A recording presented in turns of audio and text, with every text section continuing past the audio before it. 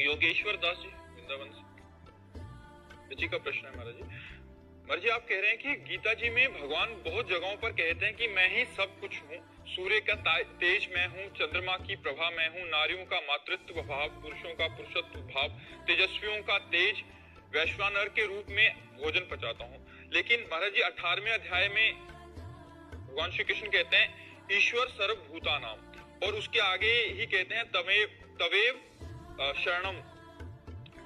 महाराज जी आप कह रहे हैं कि भगवान यहाँ अहम सर्वभूतानाम भी कह सकते थे, लेकिन उन्होंने ईश्वर ही सर्वभूतानाम ऐसा क्यों कहा महाराज जी? इसमें ईश्वर किन ईश्वर की बात कर रहे हैं? जब अर्जुन भगवान सामने है और पूछते हैं ईश्वर को संबोधन करके, तो भगवान ईश्वर का ही उत्तर देते हैं, वो नहीं कह रहे कि। और जब अर्जुन कहते कि मैं हार गया, अब मैं आपकी शरण में हूं, आप बताइए मुझे मेरा श्रेय क्या है?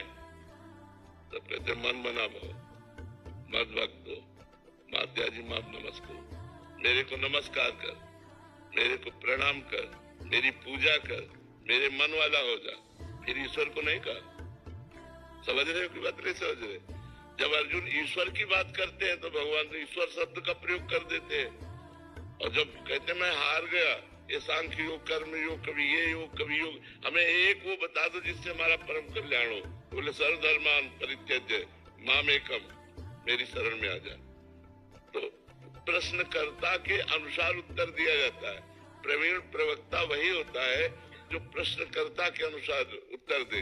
अब जैसे अगर इसको थोड़ा हटाकर परमार्थ से देखो, लगेगा नहीं कि अहम बड़ी बात है। मन मना भो मद भक्तो माध्याजी भाव नमस्कार, मेरे मन वाला बन, मेरे को नमस्कार, मेरे को, ये अत्यंत प्रियता में होता है। और प्रवीण प्रवक्ता वही होता है जो प्रश्नकर्ता के शब्द पर उत्तर दे। शब्द जो है वो परमात्मा कैसा है, तो फिर उसका वर्णन करो। नहीं तो सामने परमात्मा श्री कृष्ण खड़े, उनको मान क्यों नहीं रहे? जब कहते मैं हार गया, तो कहते सर्वधर्मान परित्यज्य मामेकम शरणम व्रज, तू मेरी शरण में आ जा, सब छोड़ दे, सब छोड़कर मेरी शरण में आ जा। अहम त्वं सर्व पापेभ्यो मोक्षयिष्यामि मा शुचा, मैं तुम्हें समस्त पापों से मुक्त करके परम पवित्र कर दूंगा। तो बात समझ पा रहे ना?